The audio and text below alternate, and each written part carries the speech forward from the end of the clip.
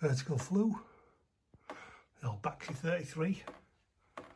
This is a job we did, job that I did 16 years ago, and replace it with a nice Ideal. Sometimes nice, isn't it, working up on the roof? Wow, what a view that is. So with this one, it's a bit of a struggle because the PRV came out the side of it, so I've managed to put it through the wall and into there so it'll not freeze up ever again. It's brilliant, and thank you very much. And that's why I'm here today. So the old Ideal Vogue.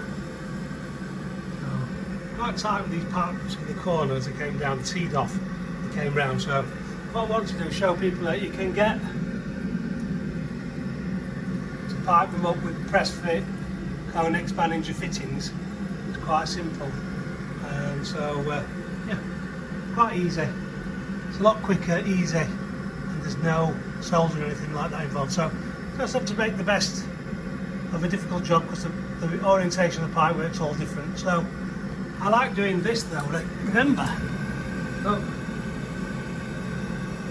ooh, that's so satisfying, and that's why I love plumbing.